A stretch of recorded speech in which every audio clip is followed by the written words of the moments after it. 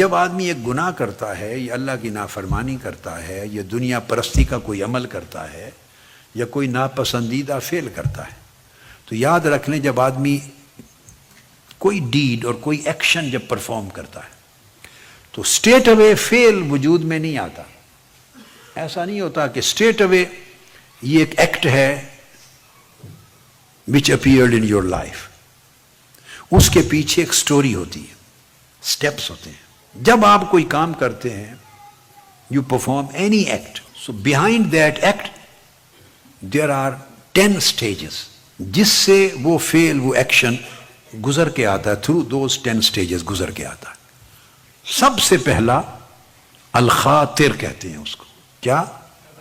خاطر. آپ کہتے ہیں میں اس کو خاطر میں نہیں لاتا, لفظ بولتے ہیں نا اردو پنجابی میں, خاطر میں نہیں لاتا. تو خاطر ایک ایسا ایک ویو ہے یا ایک جگنو کی, جس طرح جگنو کبھی چمکتا اور بجھ جاتی ہے اس کی شعاع, بس ایک ایسی ہلکی سی ایک جھلک ہے. آپ کوئی چیز دیکھتے ہیں, کوئی خواہش کرتے ہیں, کسی پہ نگاہ ڈالتے ہیں, کسی کا شوق کرتے ہیں, اور لوگوں کو کوئی معاملہ دیکھتے ہیں, کوئی طلب پیدا ہوتی ہے, کوئی میٹر دنیا میں رہتے ہوئے, تو ایک خیال ہوتا ہے جو گزرتا ہے آپ کے دل سے. آپ بات کو سمجھ گئے؟ جسٹ ایک ویو کی طرح یا ویو سے بھی کم, ایک ہلکی سی کرن کی طرح ایک خیال ہوتا ہے جو گزر جاتا ہے جسٹ ونس.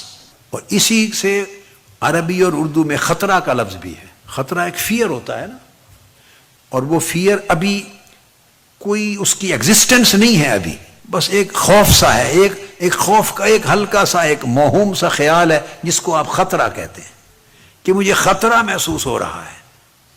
اب کوئی پکڑ لے کو دکھاؤ کیا ہے تو آپ بیان نہیں کر سکتے, بس ایک خیال ہے جو گزرتا ہے. خطرہ بھی اسی سے بنا ہے, اس کا علاج نہیں کرتے. ہم کبھی نوٹس نہیں لیتے, یہ جو خیال گزرا ہم ایسے جھٹک دیتے ہیں, کبھی نوٹس نہیں لیتے اس کا کہ یہ کیوں گزرا, اس نے آپ کا دل و دماغ کیوں چنا. کوئی کمزوری تو اس نے پائی نا, کوئی جگہ انٹر ہونے کی تو پائی نا.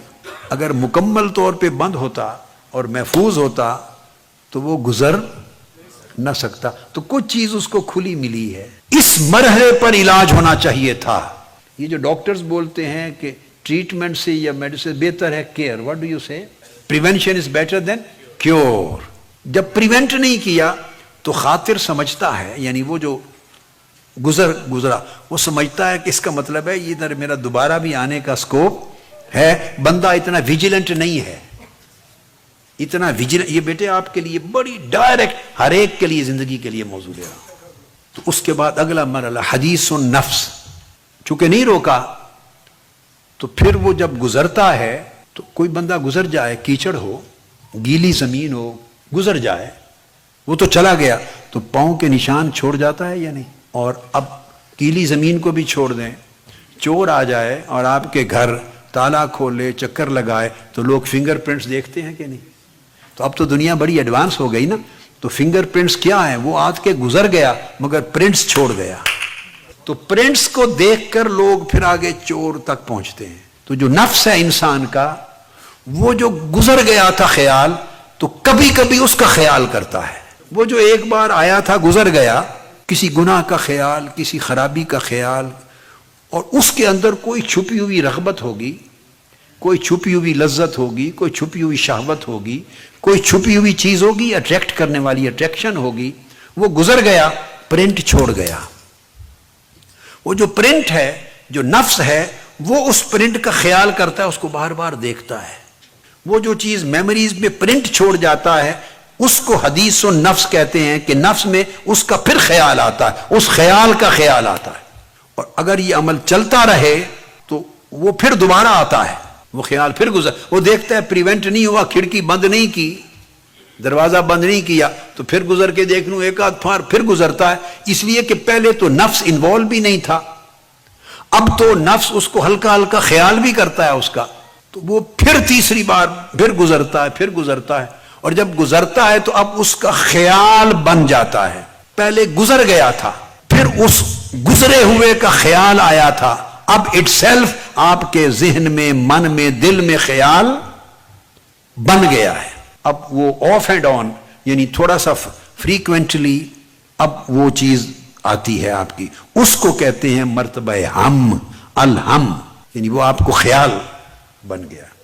پہلے فقط گزرا تھا، پھر اس کی یاداشت آتی رہی، پھر اس خیال نے تھوڑی سی جگہ بنا لی. تو وہ خیال جب کہتے ہیں نا مجھے یہ خیال آ رہا ہے، تو خیال کی جو ڈیوریشن ہے وہ زیادہ ہو جاتی ہے.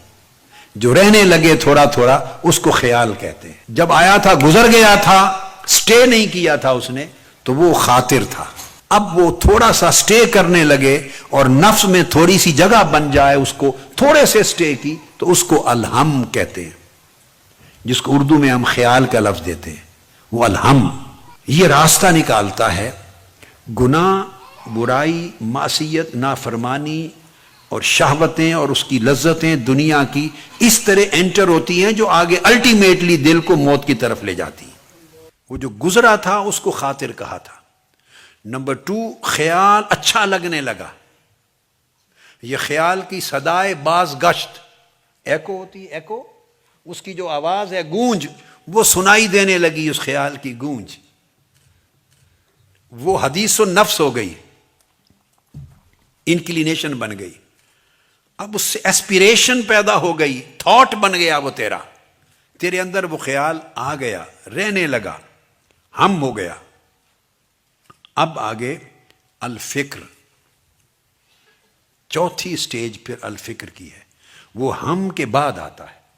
اب فکر کہتے ہیں، یاد رکھ لیں ذہن میں کہ سوچ کو صرف نہیں کہتے. عام طور پہ ہم افکار کے لفظ کو یوز کرتے ہیں فکر، مگر نہیں، فکر ڈیزائر کو کہتے ہیں. یعنی اس کی وہ جو تھاٹ تھی وہ اس کی خواہش میں بدل گیا. جب اس کی وہ خواہش ہو گئی، وہ فکر، تو اس کو کہیں گے ڈیزائر. یہ اس کی چاہت بن گئی. یہ اس سے اگلی سٹیج ہے، چاہت بن گئی فکر. تو فکر اس کے ہم سے اور آگے، ہم اس میں خیال تھا، تھاٹ تھا، اور فکر کی سطح پہ اس کی اونرشپ اور بن گئی ہے، بڑھ گئی ہے کہ اس میں اس کی چاہت اور ڈیزائر اور اس کی ولنگنس ایڈ ہو گئی. ڈیزائر یعنی فکر کافی زیادہ وقت تک سٹے کرتا رہتا ہے. اس میں بندہ مشقت میں، اسٹرگل میں پڑا رہتا ہے.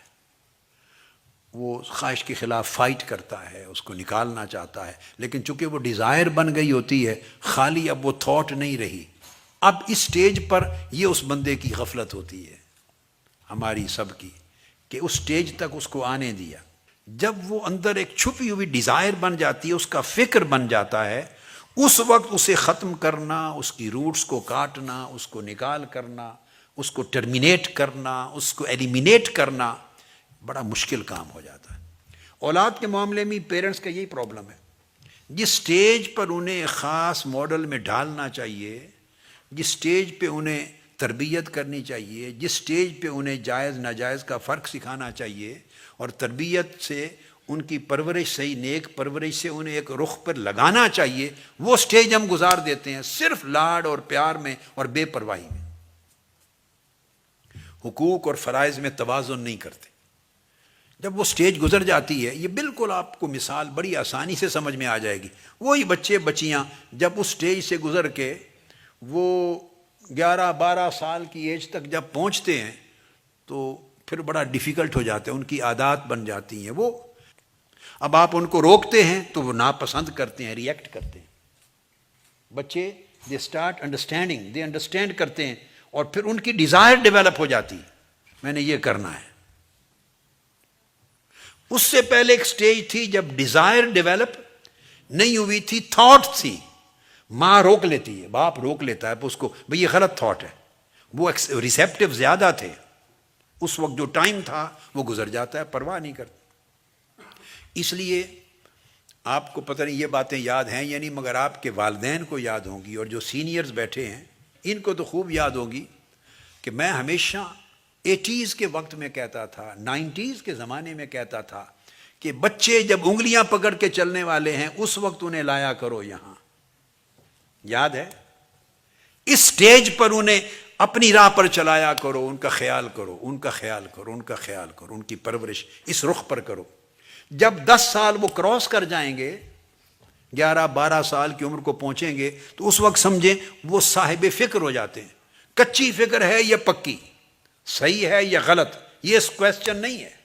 اب کچی پکی تو دوسرا دیکھنے والا کہے گا نا، بھئی یہ بچہ ہے، اس کو کیا پتا، اس کی فکر ابھی کچی ہے، ذہن کچا ہے۔ وہ تو دیکھنے والا کہے گا نا کچا، مگر اس سے بھی پوچھیں وہ مانتا ہے میں کچا ہوں؟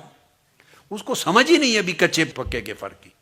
اس کی فکر بن گئی ہے، ڈیزائر آ گئی ہے، میں نے یہ کرنا ہے، یہ نہیں کرنا، ادھر جانا ہے، میں نے نہیں جانا۔